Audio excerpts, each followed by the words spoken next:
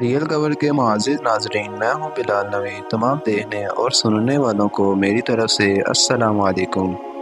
ناظرین، حضور اکرم صلی اللہ علیہ وآلہ وسلم کے زمانے میں کچھ عربی ایک یہودی عالم کے پاس گئے اور ان سے کہا کہ آپ صلی اللہ علیہ وآلہ وسلم سے ایسا کون سا سوال کیا جائے کہ جس سے آپ صلی اللہ علیہ وآلہ وسلم کے نبی ہونے کا پتہ چل سکے۔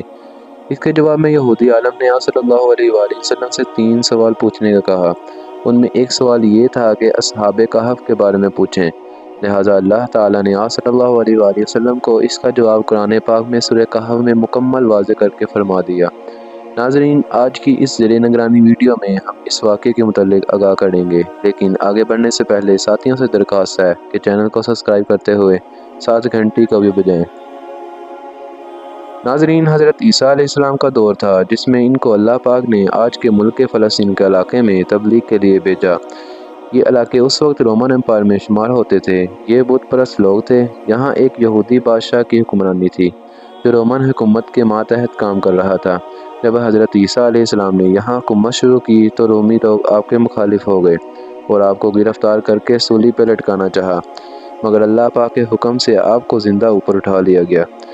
اس واقعے کے کچھ عرصے بعد رومی لوگوں نے یہودی حکومت کے خلاف بغاوت شروع کر دی، لیکن وہاں کے صدر نے غصے میں آ کر فلسطین اور یروشلم پر حملے شروع کر دیے اور اسے مکمل تباہ کر دیا، حتیٰ کہ بیت المقدس بھی تباہ ہو گیا۔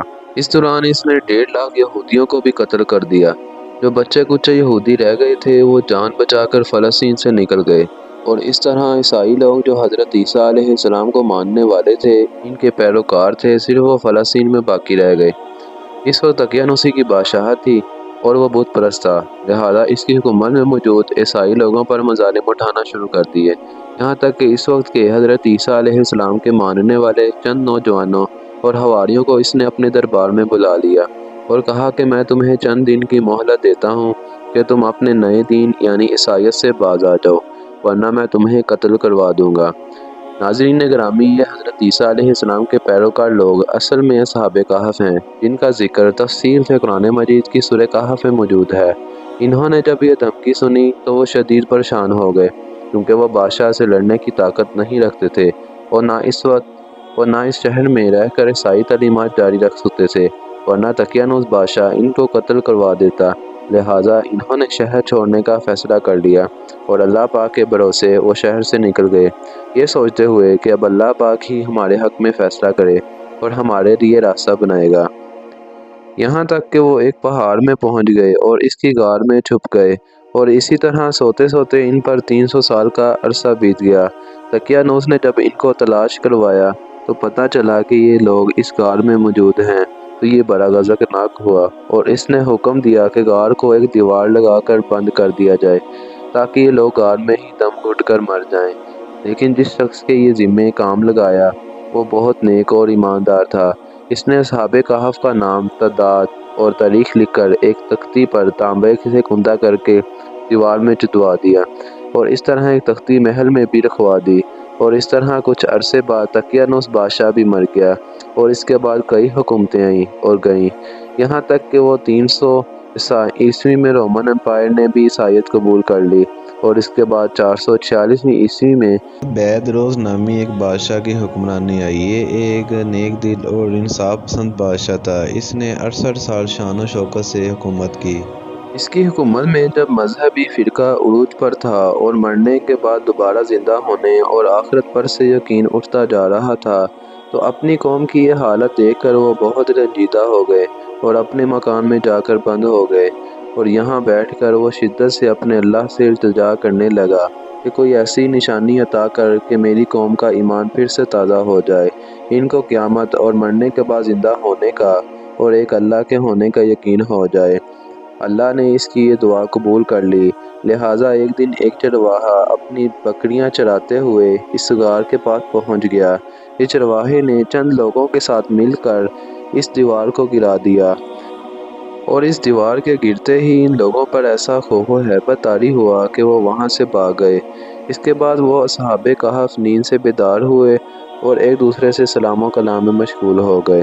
اس کے بعد جب ان کو بھوک لگی تو انہوں نے اپنے ایک ساتھی سے کہا کہ بازار جا کر نہایت خاموشی سے کھانا لے آؤ، اور جا کر یہ معلوم کرو کہ دقیانوس بادشاہ ہمارے بارے میں کیا ارادہ رکھتا ہے۔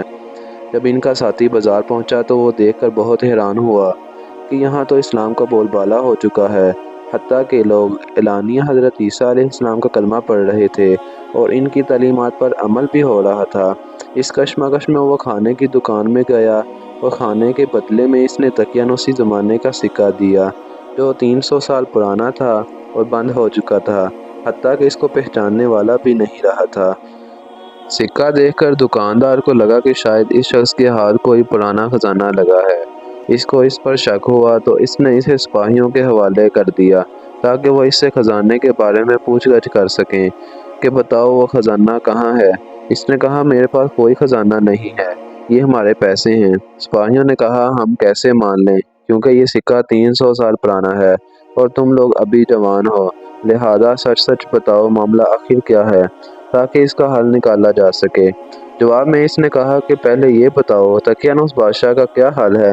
سپاہیوں نے کہا ایسا کوئی بادشاہ روئے زمین پر موجود نہیں، لیکن ہاں آج سے سینکڑوں سال پہلے اس نام سے ایک بے ایمان بادشاہ گزرا تھا۔